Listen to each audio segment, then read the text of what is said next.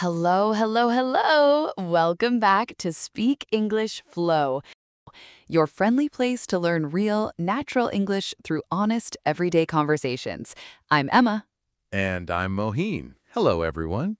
Welcome back. And if you are new here, welcome. Pull up a chair. You are safe here. Nobody judges your grammar here. Nobody. Not even me. And I make a lot of grammar mistakes. You do, Mohin, you really do. Emma? I'm joking. Mostly. She says that every episode, and every episode it is a little less of a joke. Now, what Mohin just shared, I think every English learner has felt that. The words are there, you studied them, you know them, but the moment a real person speaks to you, silence. Complete silence. If you have ever passed an English test and then frozen when a real person spoke to you, this episode is for you. And if you have ever thought, why do I understand everything I read, but I cannot speak? That question has an answer, and we are talking about it today. This is an A2 to B1 level episode. Just listen, let the English come to you. And later, we have our word tour, 3 key words from today's topic: slow, clear, and with real examples. And if Speak English Flow is helping you, please subscribe. Share this with one friend. Just one friend is enough. Okay, let's talk about something very important today: why you know English but go silent. There is a name for what Mohin described.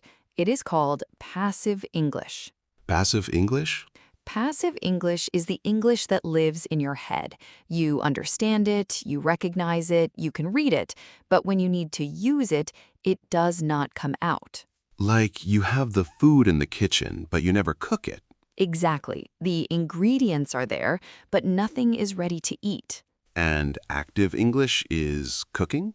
Active English is the English that is ready, the words that come out naturally without thinking, without searching. They just arrive.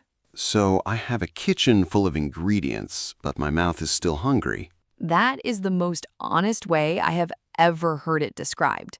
I want to share a story. A listener wrote to us. Her name is Priya. She's a nurse in a hospital. Every morning she reads English, medical reports, messages from her supervisor, everything in English. She understands all of it. So her passive English is very strong. Very strong. But one day, a patient, a foreign patient, looked at her and said, "You are so kind. Tell me about yourself." A simple question. Priya told us she felt ashamed, overwhelmed, like her mouth was a door that would not open. She thought, I read English every day, I work in English every day, why can I not speak? That feeling, that gap between knowing and speaking, that is the gap we're fixing today. She did not need to study more words. She needed a different kind of practice. Same life, same hospital, same morning, just a different kind of English practice. Same you, a different kind of practice. That is what today is about. We have 4 tools today, 4 ways to move your English from your head into your mouth. Tool 1, speak out loud every single day, even when you are alone. Speak out loud alone? Think of your mouth like a muscle. If you never use a muscle, it becomes slow, heavy. It forgets how to move fast. Like my legs after I sit all day at a desk. Exactly. Your speaking muscle needs exercise. Not reading, not listening, speaking. So even if I am walking to the kitchen, I should say what I'm doing? Say everything. I am making tea. The water is boiling. I am a little tired today, but I feel okay.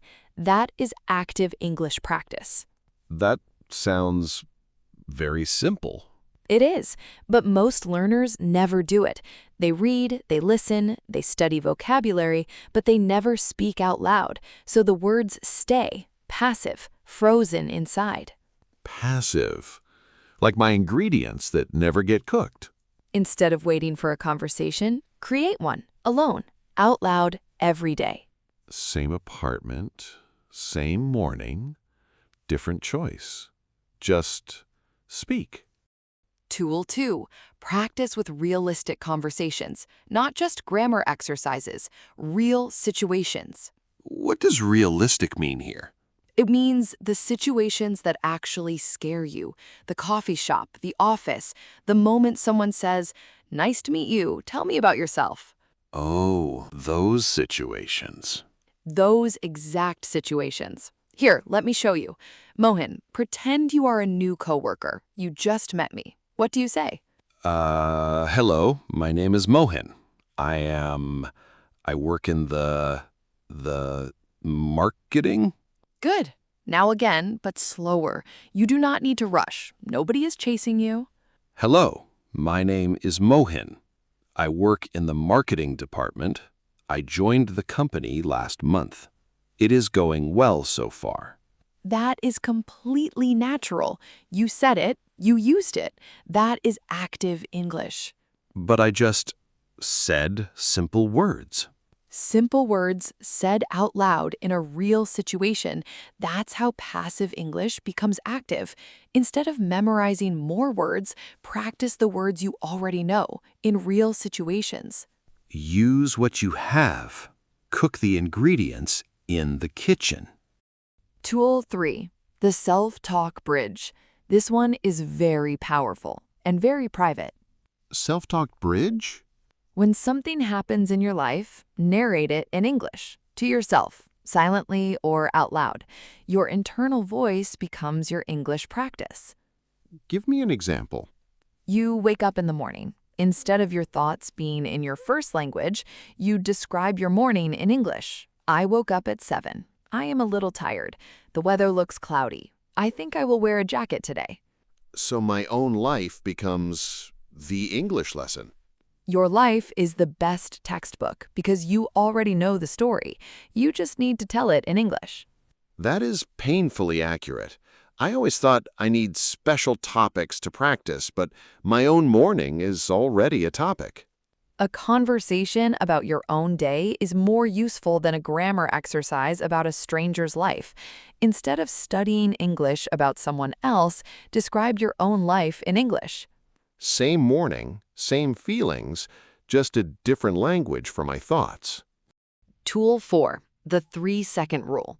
This one is for the exact moment of silence, when someone speaks to you and your brain freezes. The moment I know very well. When someone asks you something, before your brain panics, take 3 seconds, just 3, and start with a sentence starter, any of the ones we teach here. Like what? To be honest, or that is a good question, or let me think about that for a second. You begin speaking, your brain follows. So I do not wait for the perfect sentence, I just start? You start. Even with an imperfect sentence, the moment you start speaking, your brain relaxes. The words begin to come. Like starting a car. The engine sounds rough at first, but then it warms up. Exactly. The first 3 seconds are the hardest. After that, your English begins to flow. Instead of waiting until the perfect words arrive, just start. The words will follow. Same English inside you, a different moment to let it out. Before our word tour, let me give you 5 sentence starters. These are for exactly the moment when your mouth opens and nothing comes out. The moment I live in every week. I know, Mohin.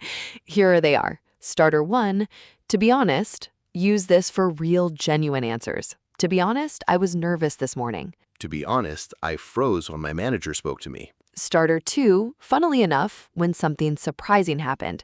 Funnily enough, once I started speaking, I couldn't stop. Funnily enough, after I practiced out loud for 1 week, it felt easier. Starter 3, out of nowhere. Out of nowhere, someone asked me to introduce myself, and I actually did it. I want to say that one day. You will. Starter 4, looking back on it for reflection. Looking back on it, I think I was afraid to make mistakes. Looking back on it, I studied vocabulary but never spoke the words. And starter 5, all in all, for giving a summary. All in all, my English is getting better one day at a time. All in all, I am trying, and that is enough. That is more than enough. Time for our word tour. 3 words from today's episode. Slow, clear, and with real examples. Word 1, passive. Say it with us. Passive, passive. Passive means something that exists, but is not being actively used. It receives rather than acts. like English knowledge that sits in your brain but does not come out. Example 1.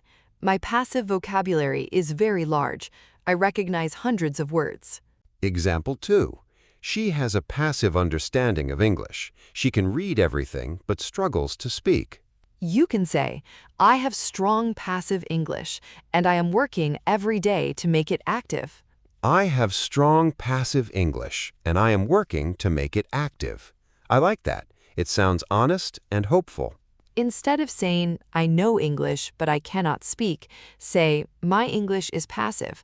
I am building it into active. Same truth, but the second one sounds like progress. Word 2. Fluent.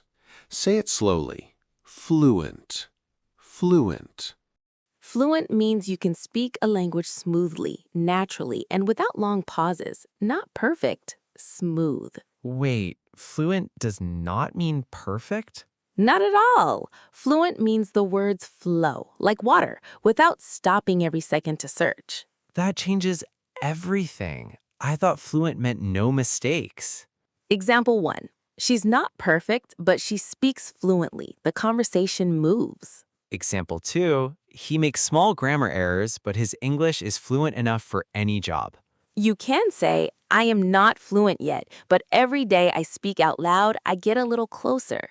I am not fluent yet, but every day I speak out loud, I get a little closer. That is my sentence for this week. Instead of saying, I cannot speak English well, say, I am building my fluency. Building, not broken. Building. Word 3, freeze. Say it with us. Freeze. Freeze. Freeze means to suddenly stop, unable to move, unable to speak, like ice. Like what I do every time someone asks me an unexpected question in English. Example 1. I always freeze when someone speaks very fast English. Example 2, my mind froze completely during the job interview. You can say, I froze, but I kept going, and that is what matters. I froze, but I kept going. That is a strong sentence. Even freezing is okay as long as you keep going. Instead of saying, I couldn't speak, say, I froze, but I didn't give up. Same experience, but one version has power. Let us recap what we learned today. Tool 1. Speak out loud every day. Even alone, even when it feels strange. Your mouth is a muscle. Feed it. Tool 2. Practice realistic conversations. The situations that actually scare you. Practice those. Tool 3. The self-talk bridge. Narrate your own life in English, your morning, your feelings, your day. It is already a lesson. And tool 4. The 3-second rule. When you freeze, begin with the sentence starter. Start speaking. The words will come. The English is already inside you. It just needs a path out. Think of Priya. Same hospital, same English she already knew, but a different kind of practice, and her words began to move. Same you, different practice. Little by little, your passive English becomes active. You do not need more words. You need more moments of using the words you already have, and those moments start today. Little by little, that is enough. Before we go, I want you to do one thing. Just one thing? Just one. Go to the comments. Complete this sentence. My English is passive when blank, and the one thing I will do today to make it active is blank. 2 blanks, you fill them. 1 sentence, that is enough. We read every comment, and every comment you write, that is active English. You are already doing it. And if this episode helped you, please share it with one person who knows English but goes silent. They need to hear this today. Thank you for being here. Thank you for practicing with us. I'm Emma. And I'm Mohin. Take care of yourself. Keep going. Little by little, you are getting there. We will see you in the next one. Bye, everyone.